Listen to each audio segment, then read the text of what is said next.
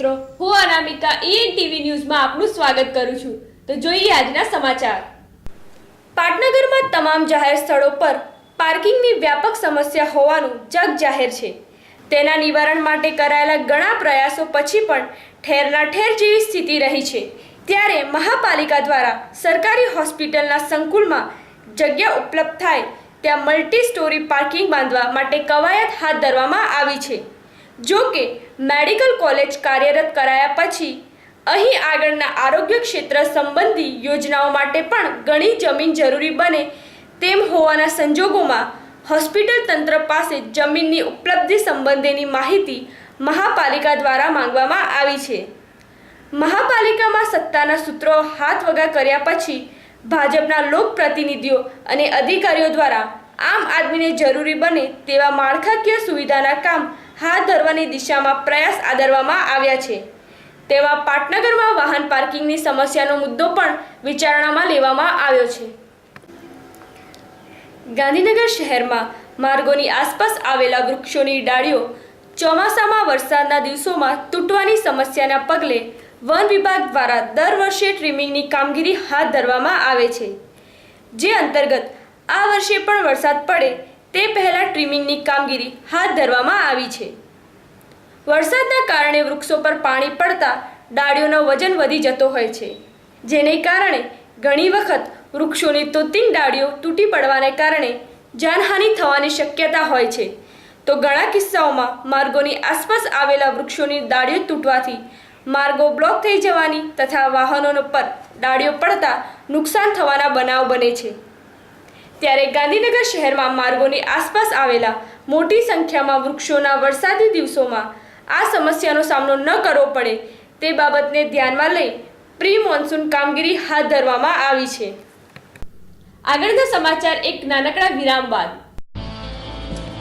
चचा, चार तूफानी छट्टा करो। माल ही नहीं आया, वो ट्रक फंसा हुआ है ना। अब क्या?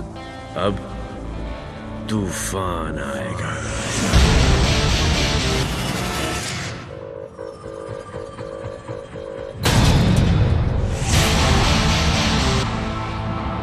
लिफ्ट चाहिए? सीने में है चिंगारियां, चल थोड़ा सा बारूद भरते हैं। खुद से ही हम हैरान हो, हंगामे वो कर गुजरते हैं। चल आज कुछ तूफानी करते हैं, आज कुछ तूफानी करते हैं। माल आ गया है, चार तूफानी तो दो। तूफान सबके अंदर होता है, बस ढक्कन हटाने की देर है। आज कुछ तूफानी करते हैं, आज कुछ तूफानी करते हैं। વિરામ બાદ આપનું ફરી સ્વાગત છે।